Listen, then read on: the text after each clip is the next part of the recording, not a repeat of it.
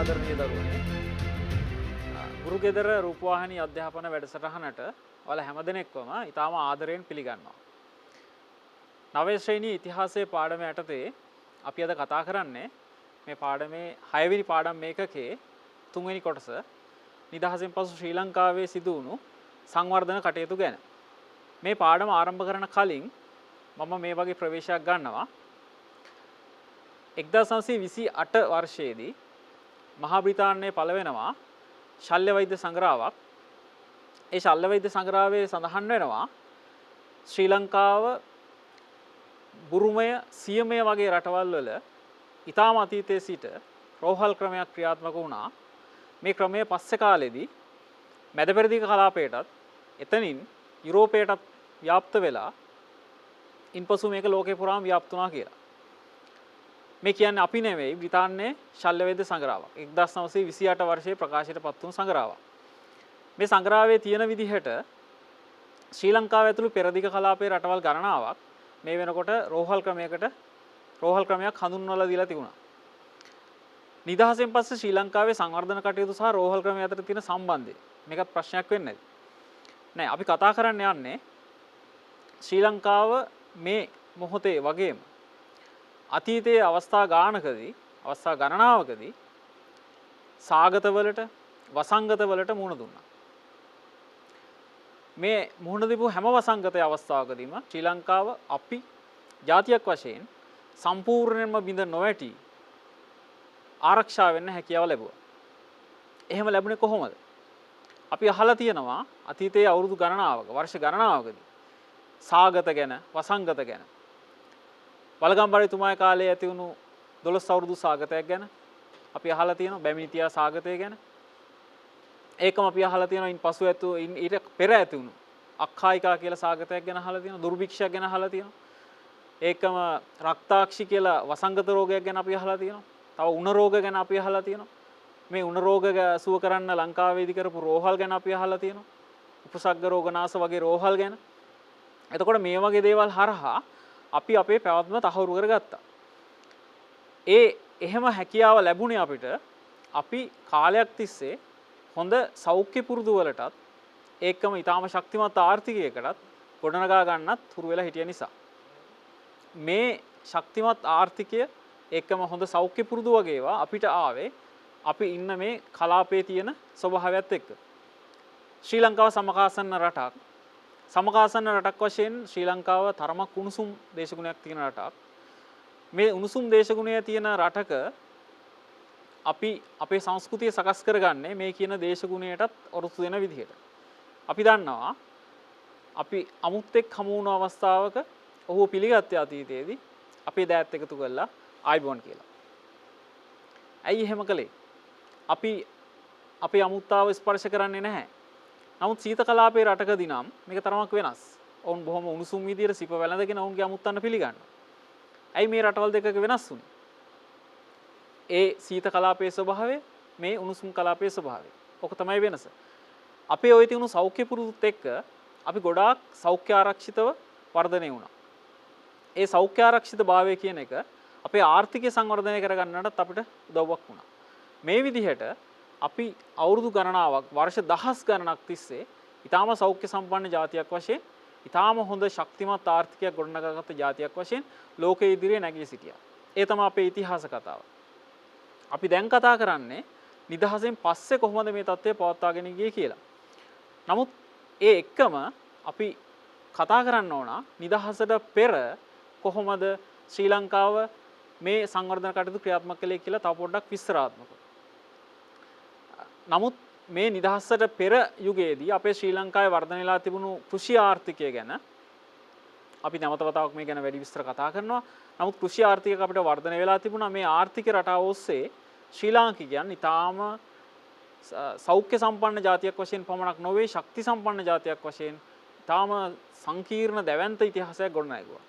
නමුත් යටත් විවිධකරණයත් එක්කම මේ තත්ත්වය තරමක් වෙනස් වෙනවා. ශ්‍රී ලංකාවේ යටත් විවිධකරණයකට ලක් වුණාට පස්සේ අපේ රටේ ඉතිහාසය පුරාම ශ්‍රී ලංකාව ගොඩනැගී තිබුණු සියලුම කරුණු කාරණා අමතක කරලා අපිට සිදු වුණා අලුත් ආර්ථික රටාවකට හුරු වෙන්න.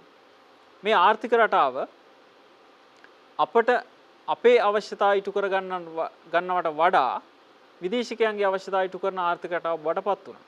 මේ නිසා අපි කතා කරන මේ ආර්ථිකය ඇතුලේ අපට සිදු වුණා මෙන්න මේ විදිහේ වෙනස්කම් වලට හුරු වෙන්න. අපේ අවශ්‍යතා නොවේ මෙතනදී සැලකුණේ. බ්‍රිතාන්‍යයේ දිනන බ්‍රිතාන්‍යයන්ගේ අවශ්‍යතා. බ්‍රිතාන්‍යයන්ගේ අවශ්‍යතා ඒන් පසුව කාලේ තමයි නැවත වතාවක් අපිට අපේ ආර්ථිකය ගැන හිතන්න වෙන්නේ.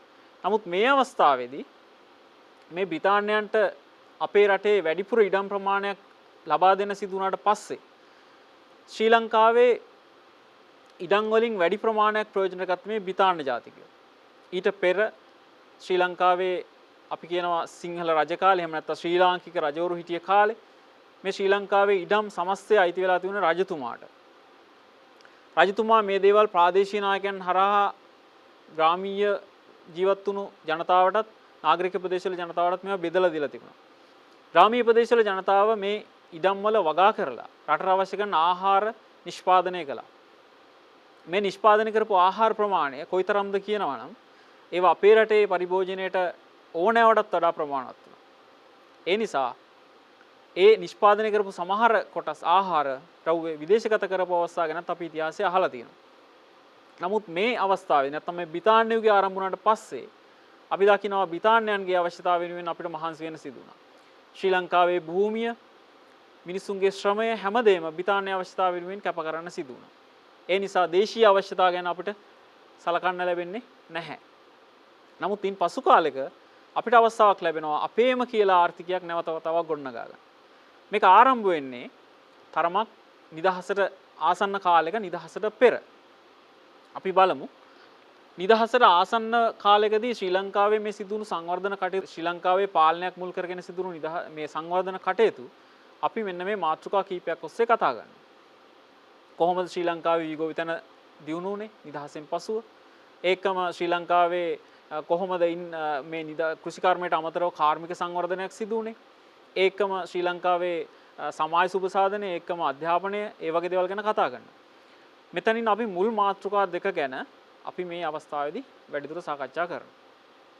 අපි බලමු ශ්‍රී ලංකාවේ කොහොමද මේ සංවර්ධන කටයුතු සිදු කෙරෙන්නේ කියලා. පළමුවෙන්ම අපි කතා කරන්න ඕන ශ්‍රී ලංකාව කියලා කියන්නේ කෘෂිකාර්මික රටක්. අතීතයේ සිටම කෘෂිකර්මය මත පදනම් වුණු රටක්. කෘෂිකර්මය තමයි අපේ රටේ ආර්ථිකයේ පදනම. මේ කෘෂිකර්මය කියලා කියන්නේ ආර්ථික සංවර්ධනයේදී කිසිම ආකාරයකට පරිසරයට හානියක් නොකරන විදිහේ කෘෂිකර්මයක් වශයෙන් තමයි අතීතයේ පැවතුනේ. වර්තමානයේ මේක තරමක් වෙනස්. නමුත් අතීතයේදී මේක ඊටාම පරිසර හිතකාමී ආර්ථික ක්‍රමයක් වශයෙන් තමයි ක්‍රියාත්මක වෙන්නේ. මේ ආර්ථික ක්‍රමය කොහොමද යටත්විතකරණයේදී බිඳ වැටුනේ කියලා අපි දැන් කතා කළා. ඉන් පසුව දැන් අපි කතා කරන්නේ මේක කොහොමද අපි නැවත වතාවක් ගොඩ නැංගුවේ කියන එක. අපි බලමු මේ නිදහසත් එක්කම ශ්‍රී ලංකාවේ කෘෂිකර්මාන්තයේ සංවර්ධනය කිරීමේදී අපිට පැරණි කෘෂිකර්මාන්තය ගැන නැවත වතාවක් සිතන්න සිදු වෙනවා. පැරණි කෘෂිකර්මාන්ත. ශ්‍රී ලංකාවේ කෘෂිකර්මාන්තය වීවගාව සහ අනිකුත් සියලුම කෘෂි කටයුතු පදනම් වෙලා තිබුණේ මෙන්න මේ ආකාරයට ගොඩගොවිතැන සහ මඩගොවිතැන කියන ක්‍රම දෙක පදනම් කරගෙන. ගොඩගොවිතැන කියලා මෙතන හඳුන්වන්නේ හේන් වගාව සහ ගෙවතු වගාව. හේන් වගාව යටතේ සිදු කෙරුණේ අතිරේක නැත්නම් විකල්ප ධාන්‍ය වර්ග වගා කිරීම, ඒකම එළවලු සහ පලා වර්ග වගා කිරීම වගේ දේවල්. කුල්බඩු වර්ගත් යම් තරමකට වගා කෙරුණා මේ හේන් වල. ගෙවතු වගාව ඔස්සේ අඹ, කොස්, පොල්, දෙල්, පුවක් වගේ දේවල් වගා කරා. කුල්බඩු වර්ගත් වගා කළා. නමුත් ප්‍රධාන වශයෙන් සිදු කෙරුණේ වී වගාව නැත්නම් මඩ ගොවිතැන. මේ මඩ ගොවිතැන සහ ගොඩ ගොවිතැන කියන ගොවිතැන් ක්‍රම දෙක සඳහාම අතීතයේ සිටම රාජ්‍ය අනුග්‍රහය ලැබුණා. ඒ නිසා නිදහසෙන් පස්සේ ශ්‍රී ලංකාවේ ආර්ථිකය දියුණු කරන අවස්ථාවේදී අපට පැහැදිලිවම රාජ්‍ය අනුග්‍රහය මේ සඳහා ලබා දෙන්න සිදු වෙනවා. එහෙමනම් ශ්‍රී ලංකාවේ අපි නිදහසෙන් පසු එහෙම නැත්නම් අපිට බලය ලබා ගත්තට පසු කොහොමද මේ කටයුතු දියත් කරේ කියලා නැත්නම් මේ සංවර්ධන සංග්‍රාමය කොහොමද දියත් කළේ කියලා කොහොමද ඒක ක්‍රියාත්මක කළේ කියලා අපි ක්‍රමක්‍රමයෙන් කතා කරමු. කරුණෙන් කරුණ කතා කරගෙන යමු. මෙතනදී ශ්‍රී ලංකාවේ යටත් විධ සමයේදී අපි කතා කළා යටත් විධ සමයේදී අපි යම්කිසි ආර්ථික වශයෙන් අපේ ආර්ථිකය කියන එක බිඳ වැටලා යටත් විත ආර්ථිකය කියන එක නැත්තම් බ්‍රිතාන්‍ය ඇතුළු යටත් විත අධිරාජ්‍යවාදීන්ගේ ආර්ථිකයකට අපිට හුරු වෙන්න සිදු වුණා කියලා. මෙතනදී සිදුණු ප්‍රධානම දේ තමයි ශ්‍රී ලංකාවේ භූමිය, ශ්‍රමය හැම දෙයක්ම ඒක මෙහි අපේ තිබුණු සම්පත් අනිකුත් සම්පත් පවා හැම දෙයක්ම යුරෝපයේ විශේෂයෙන් බ්‍රිතාන්‍ය මුල් කරගත්ත යුරෝපීය රටවල් ගණනාවක සංවර්ධනය වෙනුවෙන් කැප කරන්න සිදු වුණා.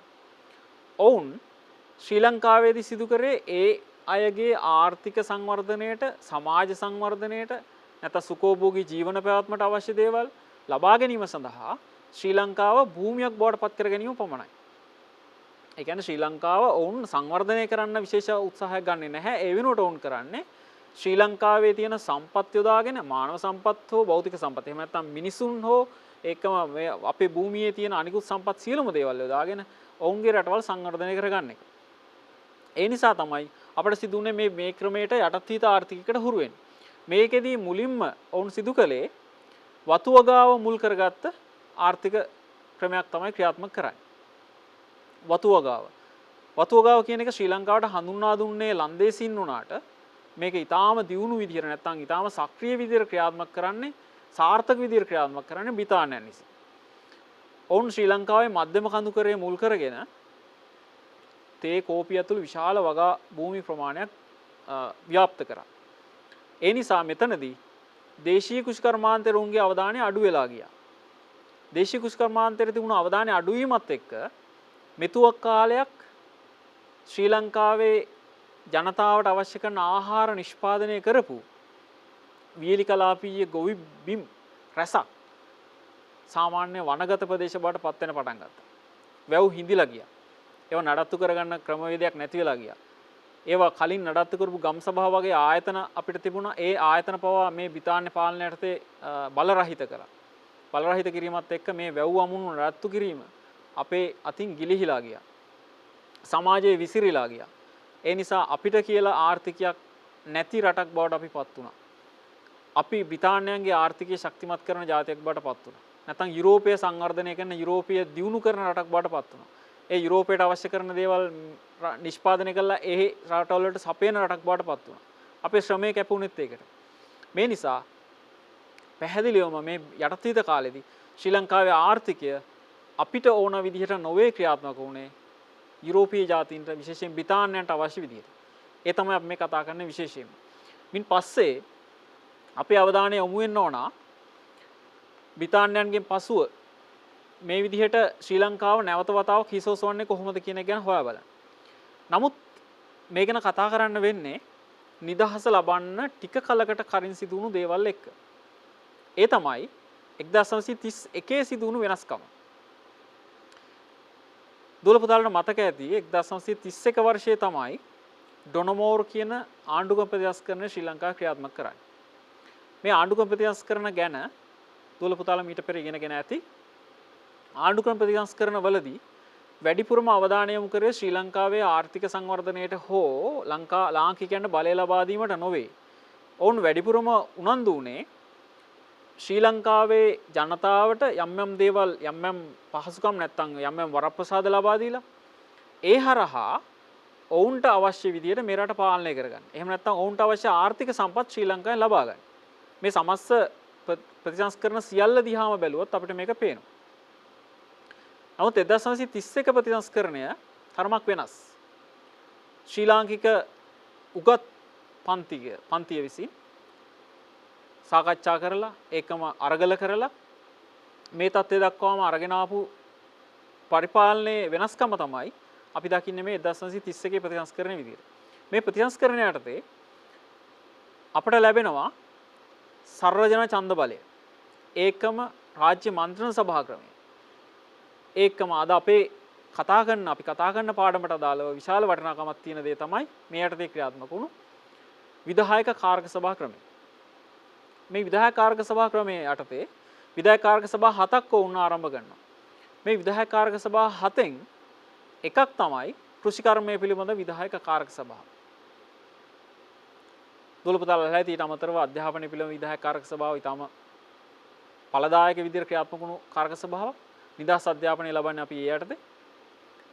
කෘෂිකර්මය පිළිබඳ විධායක කාරක සභාවේ සභාපතිත්වයේ දරන්නේ පසු කාලයේ නිදහස් ශ්‍රී ලංකාවේ පළමු වන අග්‍රාමාත්‍යවරයා බවට පත් වුණු ඩී.එස්. සේනානායක මහත්මයා.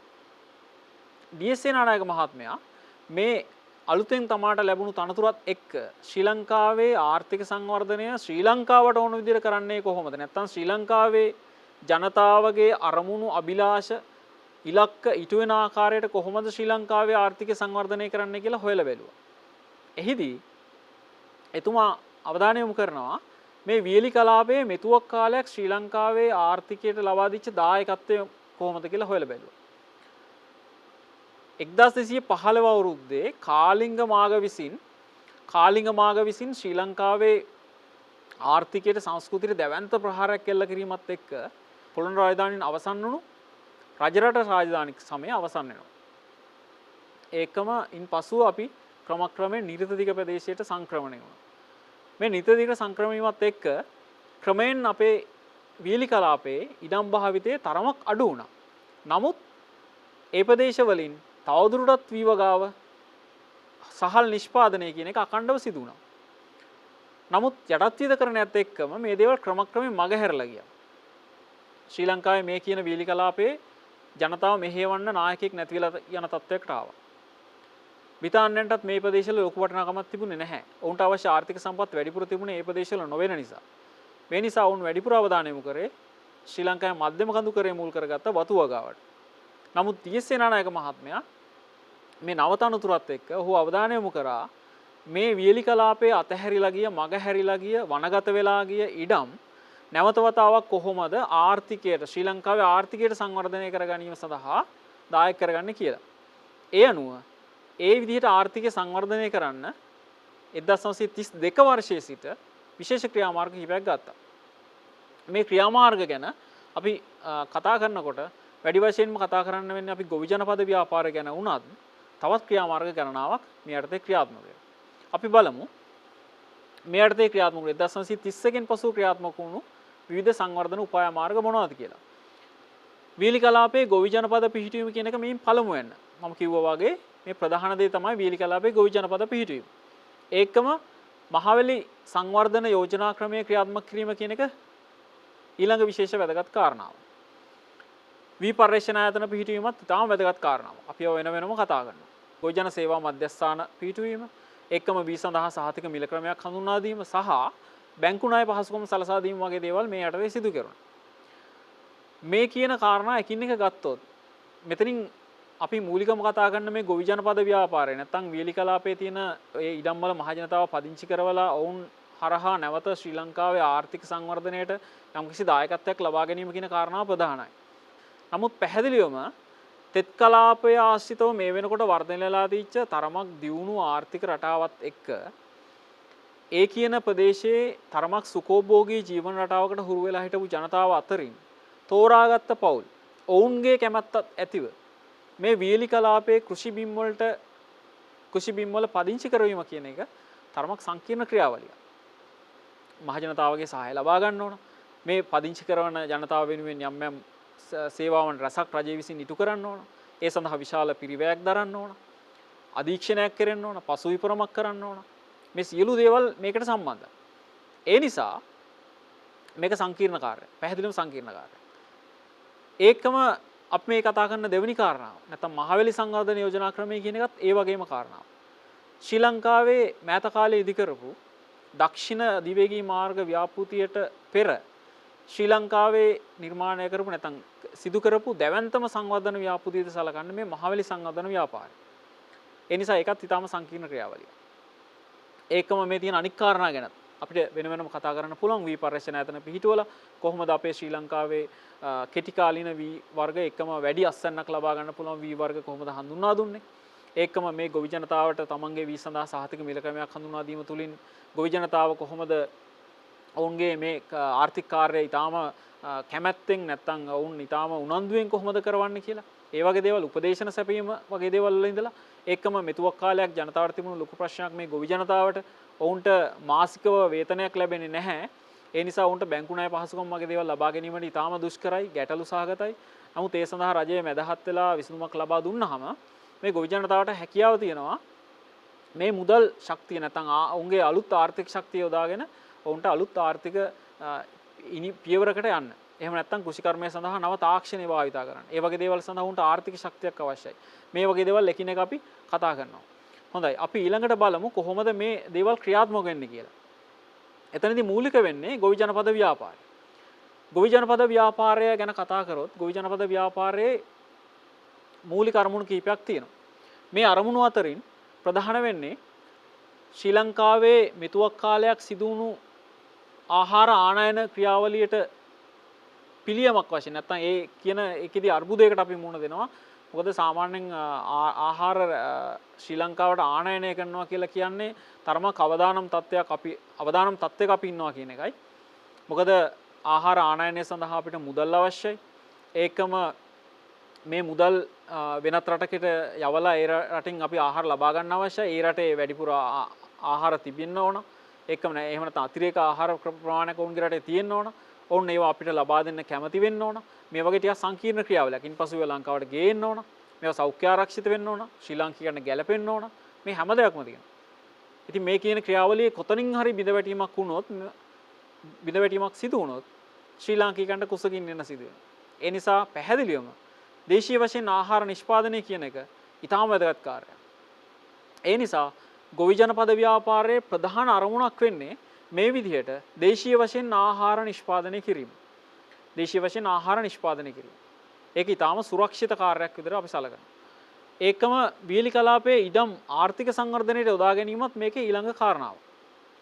වීලි කලාපයේ මෙතුවක් කාලයක් තිබුණු ඉඩම් මම කිව්වා කාලිංග මාගගේ ආක්‍රමණයෙන් පසුව ක්‍රමක්‍රමයෙන් අපිට මේ ඉඩම් අහිමි වෙමින් නැත්නම් මේ ඉඩම් අපි අත්හැර දැමුවා කියලා ක්‍රමක්‍රමයෙන් ඉන්පසු බ්‍රිතාන්‍ය සහ ඒවා ඇතුළු යටත්විත කාලේදී අපිට මේවා සම්පූර්ණයෙන්ම වගේ මගහැරී ගිය තත්ත්වෙටපත් වුණා. මේ කියන අවස්ථාවේදී නැවත වතාවක් අවධානය යොමු වෙනවා වීලි කලාපයේ මේ ඉඩම් නැවත වතාවක් කොහොමද ආර්ථික සංවර්ධනයට යොදාගන්නේ කියලා අවධානය යොමු කරා.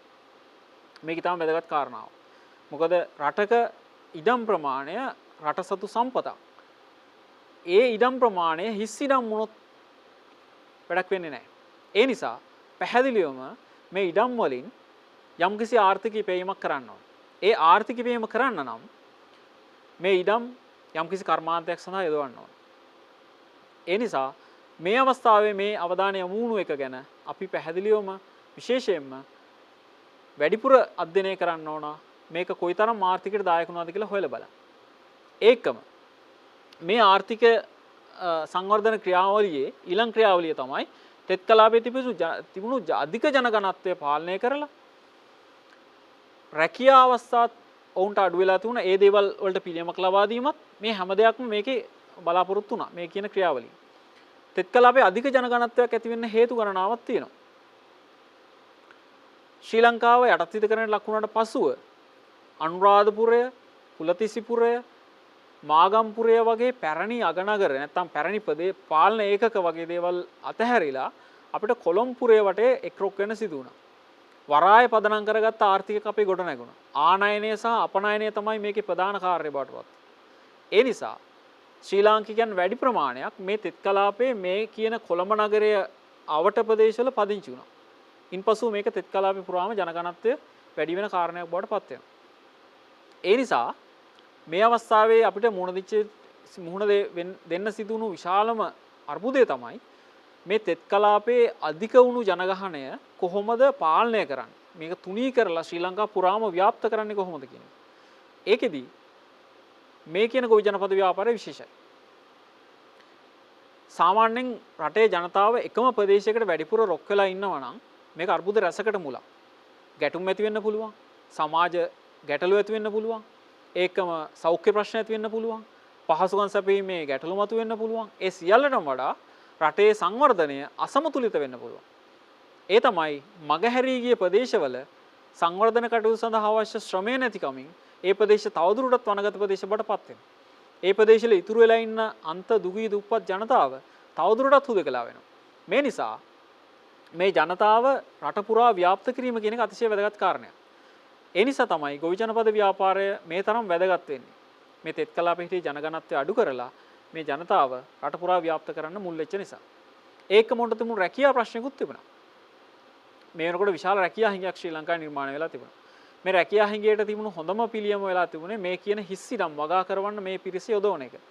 සාමාන්‍යයෙන් ඉඩමක් වගා කරන්න පිරිසක් නැත්තම් පවුලක් යොදවනවා නම් ඒ තුලින් ඒ පවුලේ නඩත්තුව සඳහා අවශ්‍ය දේවල් ලැබෙනවා කියලා නැත්තම් ඒ සඳහා නඩත්තුව සඳහා අවශ්‍යතා ඉටු වෙනවා කියලා අපි දන්නවා. ඒ නිසා ගොවි ජනපද ව්‍යාපාරයෙන් මෙන්න මේ කියන අරමුණු සියල්ලම ඉටු වෙන තත්ත්වයක් අපි දකිනවා. ඒ නිසා අපි පැහැදිලිවම මේ ගොවි ජනපද ව්‍යාපාරය සාර්ථක ව්‍යාපාරයක් වශයෙන් අගය කරන්න ඕනේ. හොඳයි අපි ඊළඟට බලමු මොනවද මේ ගොවි ජනපද කියන්නේ. ගොවි ජනපද කිහිපයක් ශ්‍රී ලංකාවේ මුල්ම ගොවි ජනපදයේ විදිහට ආරම්භ කරන්නේ මින්නේරිය ප්‍රදේශ ආශ්‍රිත ගොවි ජනපදය 1932 වර්ෂයේදී ඩී.එස්. සේනානායක මහත්මයාගේ මූලිකත්වයෙන්. ඉන්පසු මේක ව්‍යාප්ත වෙලා ගියා ප්‍රදේශ ගණනාවකට. පසු කාලයේ ගල්ඔය ආශ්‍රිතව ඉදි කරපු සේනානායක සමුද්‍රය නැත්නම් ගල්ඔය ජලාශය ආශ්‍රිතව ගොවි ජනපදයක් බිහි කරනවා. ඒකම මින්නේරියට අමතරව නැවත වතාවක් පදවිය ප්‍රදේශයේ ඒකම කන්තලේ ඉරණමඩු ඔය වගේ ප්‍රදේශ ගණනාවක මේ ගොවි ජනපද ව්‍යාපාරය ව්‍යාප්ත වුණා. මේක ඉතාම මෑත කාලයක් වෙනකම් ක්‍රියාත්මක වුණා. ගොවි ජනපද 103ක් දක්වා මේක ව්‍යාප්ත වෙලා ගියා. නමුත් මුල්ලදියරේදී ගොවි ජනපද 15ක් පමණ ආරම්භ වෙනවා. මේ ගොවි ජනපද අතරින් කීපයක් තමයි මේ අපි දකින්නේ.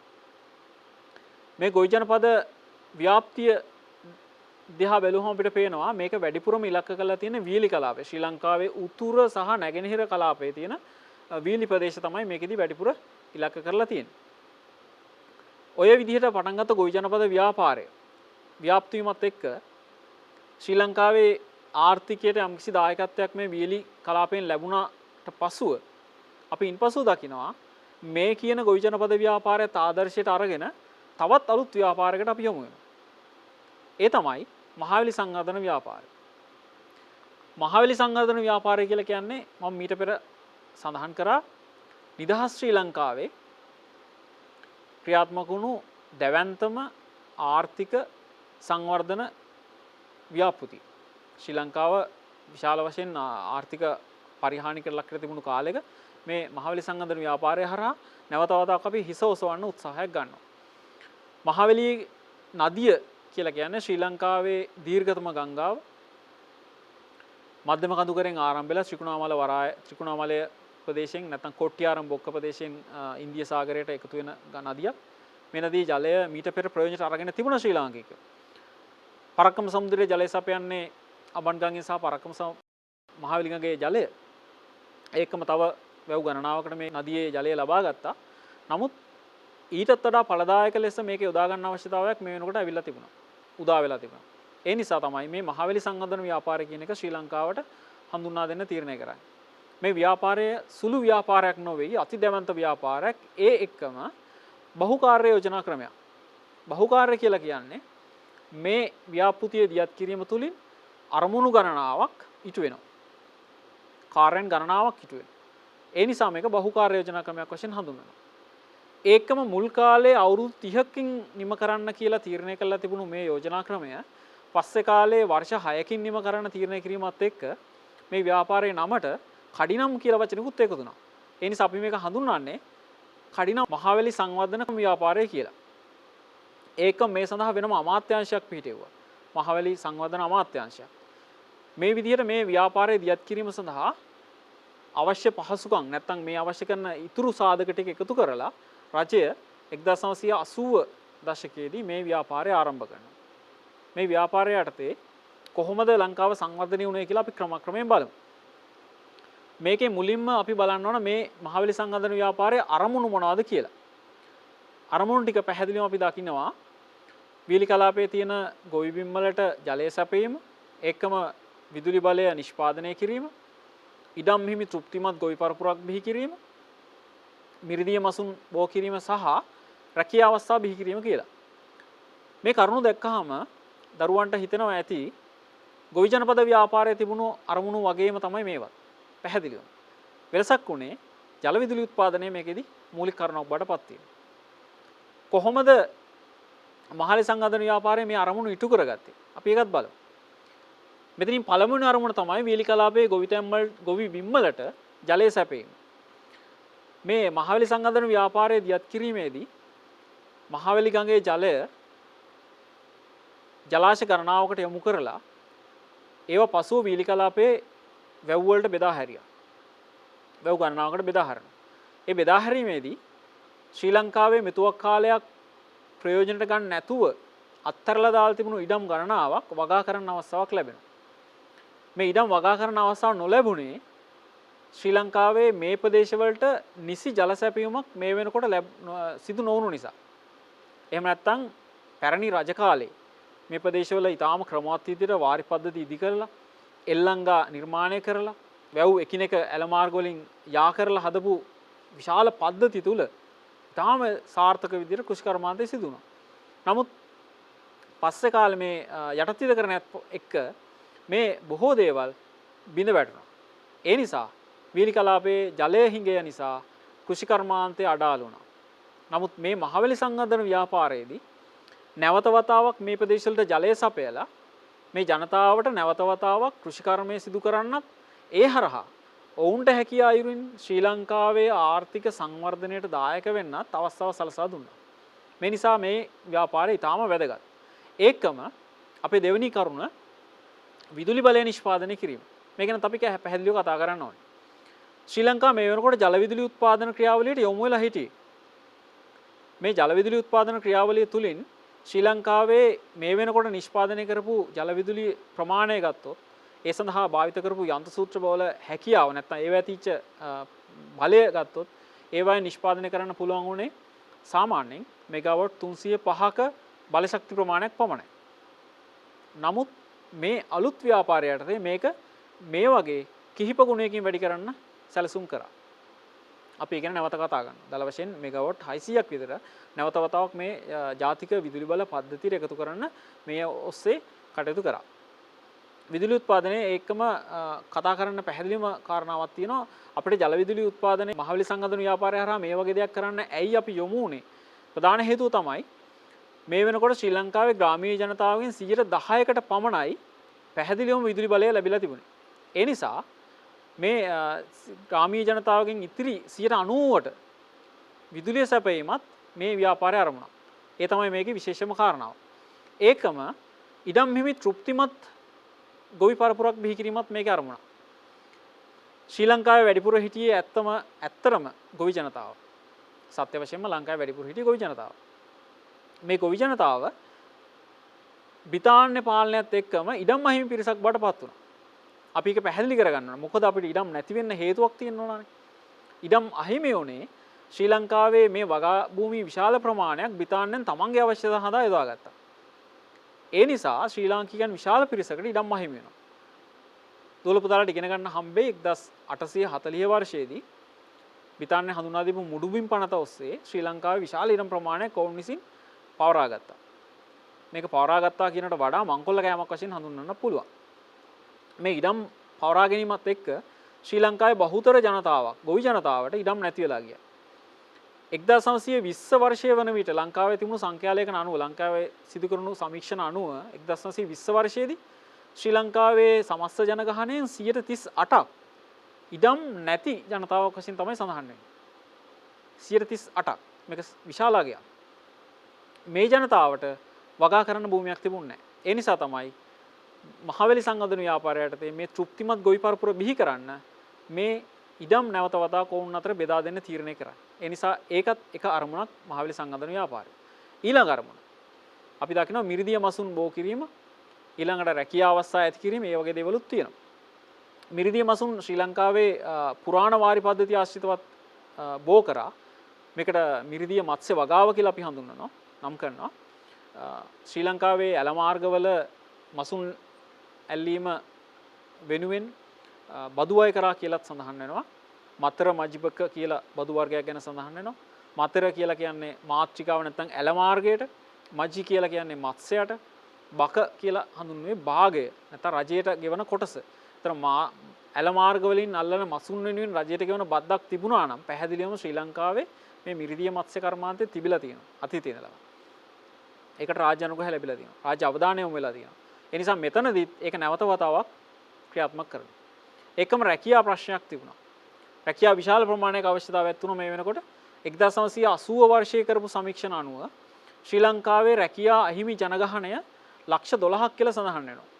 මහවැලි සංවර්ධන ව්‍යාපාරය ආරම්භ කිරීමත් එක්ක මහවැලි අමාත්‍යාංශය විසින් ප්‍රකාශයට පත් කරපු මහවැලි ව්‍යාපාරය සහ එහි අරමුණු කියලා වාර්ෂිකව ප්‍රකාශයට පත් කරපු සංග්‍රහවල මේ ගැන විස්තර තියෙනවා. මේ සංග්‍රහවල සඳහන් වෙනවා ශ්‍රී ලංකාවේ මේ 1980 වර්ෂයේ පවන වෙනුවට 12 ලක්ෂයක පවණක් ජනතාවක් රැකියා අහිමි ජනතාවක් වශයෙන් සිටියා කියලා. ඒකම වාර්ෂිකව මේ ප්‍රමාණයට 1,25,000ක් දෙනා එකතු වෙනවා කියලා තිබුණා. ඒ නිසා මහවැලි සංවර්ධන ව්‍යාපාරය ඊටාම ඉක්මනින් නිමා කරන්නත් අවශ්‍යතාවය ඇති වුණා. ඒ නිසා තමයි මම කලින් සඳහන් කළා වගේ මේ මහවැලි ව්‍යාපාරය ඉක්මනින් ඉවර කරන්න නැත්නම් ඉක්මනින් නිම කරන්න තීරණය කළේ. මේ මහවැලි ව්‍යාපාරයේ ඊළඟ අපේ අවධානය යොමු වෙන්න ඕන දේ තමයි කොහොමද මේක සිදු කෙරුණේ කියලා. මුල්ම අවස්ථාවේදී මහනුවරට ආසන්න පොල්ගොල්ල ප්‍රදේශයෙන් මහවැලි ගඟ හරහා අමුණක් නැත්නම් බැම්මක් ඉදි කරලා එතනින් ජලය උතුරට හරවලා බොහෝ තැන්නේ తాවකාලික ගබඩාවක් ජල ගබඩාවක් විදිහට විශාල ජලාශයක් ඉදි කරලා පසු කාලේ මෙතනින් ඒවා වීලි කලාපයේ ජලාශය වලට බෙදා හරිනවා. වීලි කලාපයේ වැව් වලට බෙදා හරියා. මේ තමයි මේකේ ආරම්භක අවස්ථාව. ඉන් පසුව මෙතනින් පස්සේ මේ ජලාශය වල මේ ප්‍රධාන ජලාශ වලට අමතරව තව ජලාශ ගණනාවක් ඉදි කරා. නමුත් ඒව තමයි පසු කාලේ ප්‍රධාන ජලාශ බවට පත් වෙන්නේ. වික්ටෝරියා ඒකම රන්දනිගල ලන්ටමේ වගේ ජලාශ ගණනාවක්. අපි බලමු. මේ තියෙන්නේ පොල්ගොල්ල වේල්ල. පොල්ගොල්ල වේල්ල නැත්නම් මහවැලි ගඟ හරහා ඉදි කරපු පොල්ගොල්ල අමුණ. මෙතනින් තමයි උතුරට ජලය හරවන්නේ. නමුත් මහවැලි ගඟේ ජලය ඉදිරියට ගලා යාමට මේ බාධාවක් නොවේ. අමුණක් කියලා කියන්නේ ජලය නතර කරන දෙයක් නොවේ. ජලය ඉදිරියට ගලාගෙන යනවා. නමුත් කොටසක් හරවා ගන්න තමයි මේ අමුණක් ඉදි කරන්නේ. මේ තමයි පොල්ගොල්ල අමුණ. එතකොට අපි ඊළඟට බලමු මේ කියන මහවැලි සංවර්ධන ව්‍යාපාරයේ තව විශේෂ කාරණා කීපයක් තියෙනවා කතා කරන්නේ. ඒ තමයි මේ ආකාරයට මහවැලි සංවර්ධන ව්‍යාපෘතියේ විශේෂ කරුණු.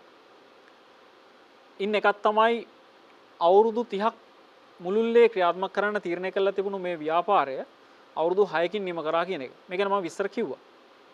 ඒකම අලුත් කෘෂිකාර්මික භූමි රසක් බිහි වුණා මේකත් එක්කම දල වශයෙන් ශ්‍රී ලංකාවේ මේ සමස්ත මහවැලි ව්‍යාපෘතිය ක්‍රියාත්මක කරලා පස්සේ නව කෘෂි බිම් හෙක්ටයාර 3,65,000ක් ලංකාවේ ආර්ථිකයට අලුතෙන් එකතු වුණා. මේක ඉතා විශාල ප්‍රමාණයක්. ඒ නිසා මේ කරුණ ඉතාම වැදගත්. අලුතෙන් එකතු වුණු කෘෂි බිම් ප්‍රමාණය.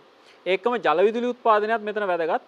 මම මීට පෙර කිව්වා මෙතුවක් කාලයක් ශ්‍රී ලංකාවේ ජල විදුලිය උත්පාදනය සඳහා යොදාගත්ත මේ මූලාශ්‍ර හරහා ලංකාවේ ජල විදුලි උත්පාදන ප්‍රමාණය මෙගාවට් 305යි. නමුත් මේ අලුතෙන් ආරම්භ කරපු ජලාශවල ආශ්‍රිත ජලාශ ආශ්‍රිත විදුලි බලාගාර වලින් අලුතෙන් මෙගාවට් 600ක් පමණ ජාතික ජල විදුලි නැත්නම් විදුලි බල පද්ධතියට එකතු වුණා. මේකත් ඉතාම වැදගත් කාරණාවක්. අවසාන වශයෙන් මේ ජලාශ ගණනාවක් නිර්මාණය කිරීම කියන එකත් වැදගත්. මේ ඔස්සේ මම මීට පෙරත් සඳහන් කරා වික්ටෝරියා, රන්දනිගල, රන්ටැඹේ, ඉංගිනිමිටිය ඔය වගේ ජලාශ ගණනාවක්. ඒකම අවසාන වශයෙන් මෑතම කාලේදී වුණු මේ මොරගහකන්ද ජලාශය කියලා කියන්නේ මහවැලි සංවර්ධන ව්‍යාපෘතියේ අවසාන ජලාශය. තාම මෑතක නිර්මාණය වුණේ. දැනට වසරකට දෙකකට පමණ පෙර තමයි මේක විවෘත කරේ. ඒ තමයි මහවැලි සංවර්ධන ව්‍යාපාරයට තීදි කරපු අවසාන ජලාශය. ඒ මුල් සැලසුමේ තිබුණු ජලාශයක්. ඒ විදිහට විශාල ජලාශ ප්‍රමාණයක් මේ යටතේ ඉදි කළා. ඔන්න ඔය විදිහට තමයි ශ්‍රී ලංකාවේ කෘෂිකර්මය දියුණු කරන්න නිදහසෙන් පස්සේ අපි ගත්තු ක්‍රියාමාර්ග අතරින් කිහිපයක් අපිට කතා කරන්න පුළුවන්. කෘෂිකර්මය පමණක් නොවේ. ඉන් පසු අපිට තවත් දේවල් ගැන කතා කරන්න ඕන. සංවර්ධනය කියලා කියන්නේ කෘෂිකර්මය පමණක් නොවන නිසා. මින් පසු අපි කතා කරනවා ශ්‍රී ලංකාවේ ඊළඟ සංවර්ධන ව්‍යාපාර ගැන මේ දුවල පුතාලා දකින්නේ මේ ව්‍යාපාරයට ඉදි කරපු අනෙකුත් ජලාශ වලින් කීපයක් වික්ටෝරියා ජලාශය සහ රන්දනිගල ජලාශය විශාල ජලාශ දෙකක්. මේ ජලාශවල වලින් වික්ටෝරියා ජලාශය බ්‍රිතාන්‍ය ආධාරයට ඉදි කරපු එකක්. අඩි 400ක් උස දැවැන්ත බැම්මක් සමග තමයි මේක ඉදි කරන්නේ. මේ ජලාශයේ බැම්ම ඉදි කළ තුනේ මේ විදිහට. ඉන් පසුව තියෙන රන්දනිගල ජලාශය ලංකාවේ වැඩිම ජලධාරිතාවයේ තියෙන ජලාශය. මේකේ ජලධාරිතාවය අක්කර අඩි 7 ලක්ෂයකට වැඩි. 7 ලක්ෂයට ආසන්නයි. පරක සමුද්‍රයේ ජලධාරිතාවය පූර්ණ වශයෙන් පිරුණාට පසුව අක්කර අඩි 1,90,000ක් වෙනවා. ඒක පැරණි ශ්‍රී ලංකාවේ දුණු අති දැවැන්ත නිර්මාණයක් සහ විශ්මයක්. දැන්ටත් ඒ විදිහයි. මේ නූතන තාක්ෂණික කරපු රන්දනිගල ජලාශය අක්කර අඩි 7 ලක්ෂයකට ආසන්න ජලධාරිතාවයක් දරාගෙන ඉන්නවා. මේ තමයි මේ ගැන අපි කතා කරන ප්‍රධාන කාරණා. හොඳයි අපි ඉස්සෙල්ලා කතා කළා වගේ අපි ඊළඟ සංවර්ධන අරමුණ ගැන බලමු. මොකද්ද ඊළඟ අපි ආර්ථික වශයෙන් සංවර්ධනය කරන්න පෙළඹුණේ කියලා. අපි ඊළඟට කතා කරන්නේ ශ්‍රී ලංකාවේ කාර්මික සංවර්ධනය ගැන. කොහොමද කර්මාන්ත සංවර්ධනය කියලා. ශ්‍රී ලංකාව කාර්මික රටක් නොවේ. නමුත් අපේ රටට අවශ්‍ය කරන ඇතැම් දේවල් ශ්‍රී ලංකාව තුළ නිෂ්පාදනය කිරීම අත්‍යවශ්‍යයි. මොකද හැම දෙයක්ම පිටරටින් ගෙන්වන්න ගත්තට පස්සේ අපිට පාඩු ගොඩක් සිදු වෙනවා. එකක් විශාල පිරිවැයක් දරන්න සිදු වෙනවා. දෙවැන්න අපේ නිර්මාණශීලී හැකියාව දවසින් දවස මිය යනවා. මේක ඊටාම ශෝකජනක තත්ත්වයක්. ඛේදජනක තත්ත්වයක්. ඒ නිසා පැහැදිලිවම අපි අපේ රටට අවශ්‍ය කරන අපිට හැකියාව තියෙන දේ හරි අපේ රටේ නිෂ්පාදනය කරන්න ඕන. නිවාස මට්ටමින් හෝ කොයි විදිහට හරි නිෂ්පාදනය කරන්න ඕන. මේක අතීතයේ ශ්‍රී ලංකාවේ ක්‍රියාත්මක වුණා. අතීතයේ ශ්‍රී ලංකාවේ ක්‍රියාත්මක වෙන්නේ යටතේ සමයට පෙර මේ දේවල් ක්‍රියාත්මක වෙන්නේ හස්ත කර්මාන්ත, ගෘහාශ්‍රිත කර්මාන්ත වගේ දේවල් විදිහට. ශ්‍රී ලංකාවේ ක්‍රියාත්මක වුණු වේවැල් කර්මාන්තය ගැන, පන් පැදුරු කර්මාන්ත ගැන, පිත්තල කර්මාන්ත ගැන, ලෝහ කර්මාන්ත ගැන අපි අහලා තියෙනවා. මේ ගොඩක් දේවල් ගෘහාශ්‍රිතව ක්‍රියාත්මක වුණු කර්මාන්ත. නමුත් කර්මාන්ත ශාලා ගැනත් අපි අහනවා.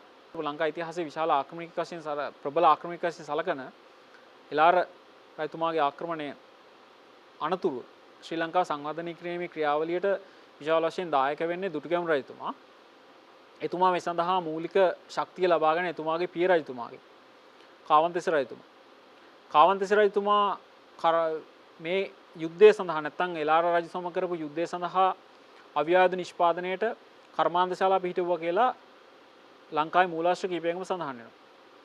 රසවාහිනී සඳහන් වෙනවා එතුමා පෞද්ගලිකව මේ කියන කර්මාන්ත ශාලා නරඹන්න ගියා කියලා. නරඹන්න නැත්නම් අධීක්ෂණය කරන්න ගියා කියලා. ඒ නිසා ඒ කර්මාන්ත ශාලා තිබුණා කියන එක අපිට පිළිගන්න වෙනවා. මහනුවරගේදී පළවෙනි ඉවල්දරුසු රජතුමා ආරම්භ කළපු වෙඩිලුණු කර්මාන්ත ගැන අපි අහලා තියෙනවා. මේ වගේ දේවල් තිබිලා තියෙනවා. නමුත් වැඩි වශයෙන් ලංකාවේ තිබුණේ ගෘහාශ්‍රිත කර්මාන්ත. යටත් විදකරණයට පෙර.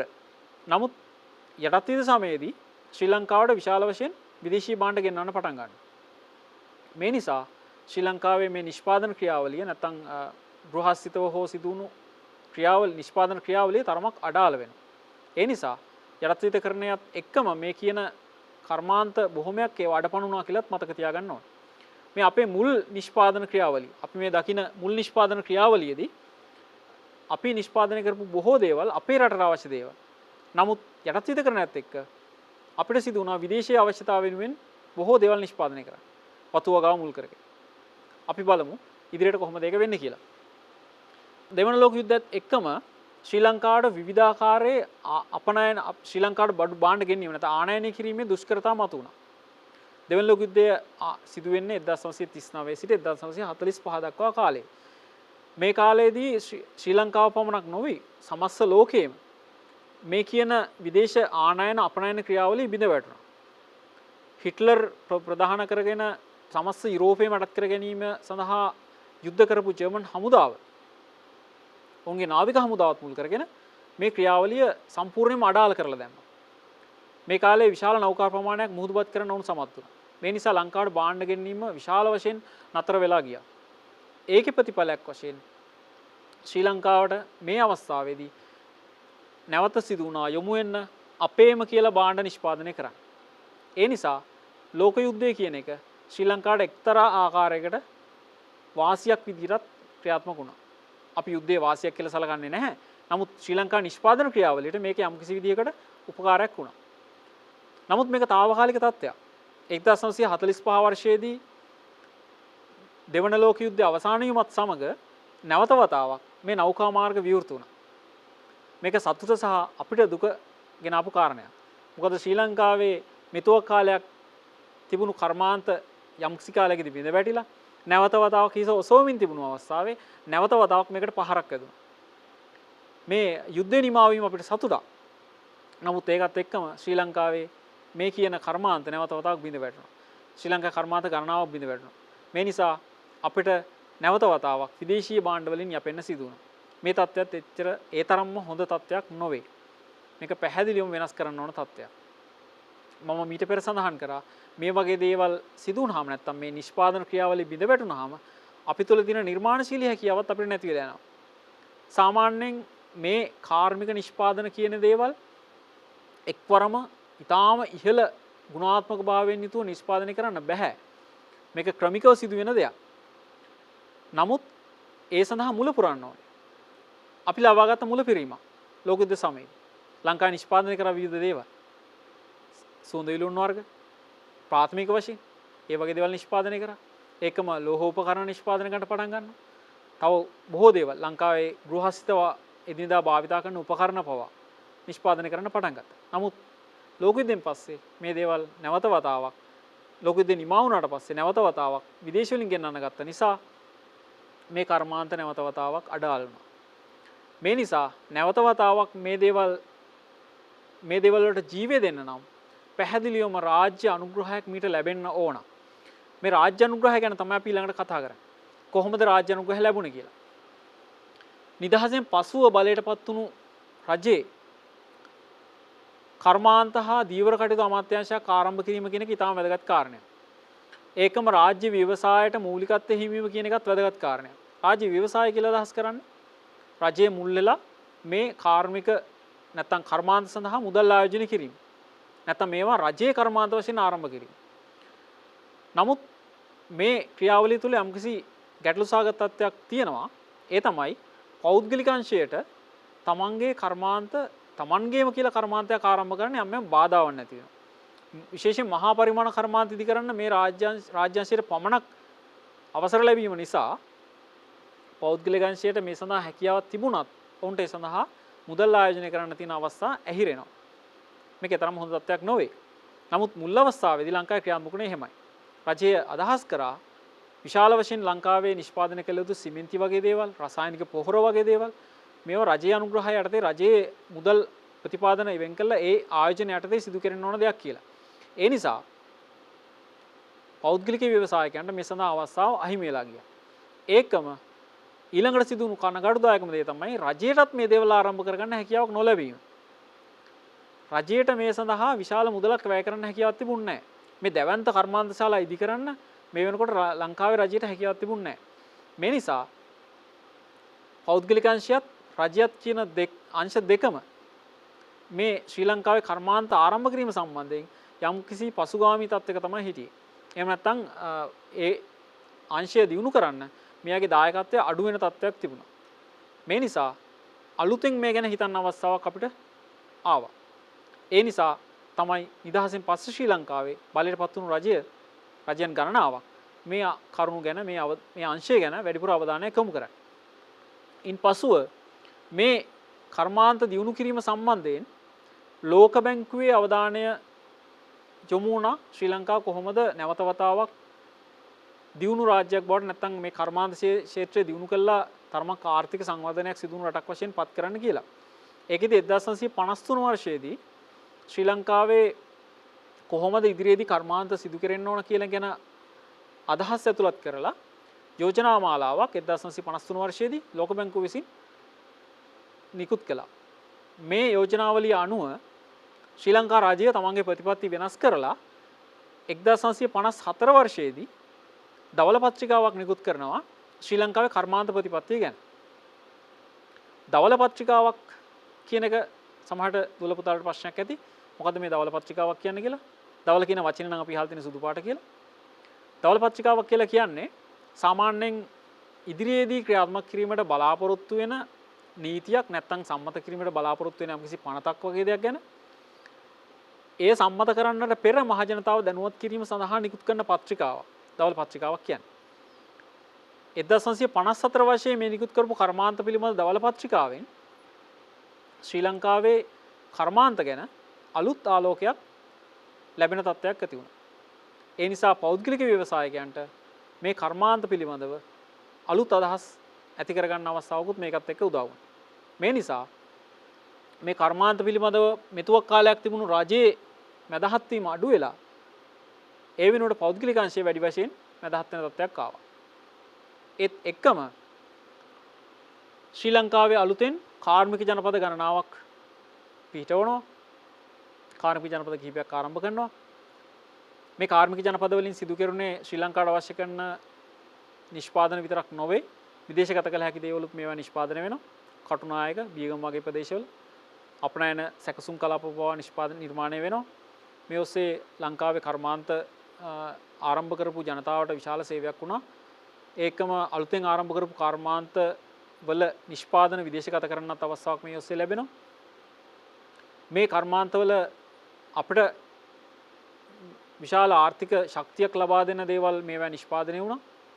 විදේශ රටවල අවශ්‍ය දේවල් පවා නිෂ්පාදනය කරපු නිසා ඒකම මේ කර්මාන්ත පුල වලට අමතරව 1958 සහ 68 වර්ෂ අතර කාලෙදී ශ්‍රී ලංකාවේ නැවත වතාවක් ක්‍රියාත්මක වෙන දස අවුරුදු සැලැස්මක්. මේ සැලැස්ම වැඩිපුරම ඉලක්ක වුණේ කෘෂිකර්මාන්තය. ඒ ඔස්සේ කෘෂිකර්මයේ මෙතුවක් කාලයක් සාම්ප්‍රදායිකව සිදු කරපු වීගොවිතැන නවීකරණය කරන්න. ඒකම ඒ ප්‍රදේශවල තියුණු පස් පිළිබඳ පර්යේෂණ කළා ඒවට ගැළපෙන වී වර්ග සහ විවිධ භෝග වර්ග හඳුන්වා දෙන්න. මේ වගේ ගොඩක් දේවල් මේ දස අවුරුදු සැලැස්ම ඔස්සේ සිදු කෙරුණා. වර්ෂ 10 දී යම්කිසි ප්‍රතිඵලයක් ලබා ගන්නත් අපිට හැකියාව ලැබෙනවා. මේක සාර්ථක ක්‍රමයක් වශයෙන් තමයි සාමාන්‍යයෙන් අපි පිළිගන්නේ. මේ දස අවුරුදු සැලැස්ම. මීට පෙරත් ලෝකේ රටවල් ගණනාවක් මේ වගේ කෙටි කාලින සැලසුම් වලට යොමු වුණා. රුසියාව වගේ දැවැන්ත රටවල් පවා මේ ලෝක බැංකුවේ යෝජනා මාලාවත් එක්ක ශ්‍රී ලංකාවත් මේ වගේ කෙටි කාලින සංවර්ධන සැලසුම් වලට යොමු වුණා. ඒ අනුව තමයි 1958 සහ 1968 වර්ෂ අතර කාලේ මේ කියන කෙටි කාලින සංවර්ධන සැලසුම ක්‍රියාත්මක කරයි. ඒකම විදේශ වලින් ලංකාවට භාණ්ඩ ගෙනීම අඩුවීමත් එක්ක ශ්‍රී ලංකාවේ නැවත වතාවක් මේ කියන ගෘහ කර්මාන්ත ගෘහාශ්‍රිත කර්මාන්ත දියුණු වෙන පටන් ගන්නවා. අපි මේ වෙනකොට ඉන්න තත්ත්වේ නැත්තම් අපි අද දවසේ ඉන්න තත්ත්වයේ යම්කිසි තැනක ඉන්නවා නම් මේක ආරම්භ වෙන්න මේ කියන මුලපිරීම් බලපෑව කියලා අපි අමතක කරන්න බෑ. අමතක කරන්න හොඳ නැහැ. මේ මූලික ආරම්භ කිරීම නැත්තම් මේ මුලපිරීම් නිසා ශ්‍රී ලංකාවේ පසු කාලීනව තවත් කර්මාන්ත ගණනාවක් ආරම්භ වෙනවා. මේ විදිහට ශ්‍රී ලංකාවේ අපි නිදහස ලැබුවට පසුව කෘෂිකර්මය කර්මාන්ත කියන කාර්මික අංශය කියන අංශ දෙකෙන්ම ඉදිරියට පියවරක් තබන්න රජයේ මැදහත් වෙලා යෝජනා මාලා කීපයක්ම ක්‍රියාත්මක කළා. අපි අද කතා කළේ මේ කියන යෝජනා මාලාව සහ ඒවායේ ප්‍රගතිය ගැන.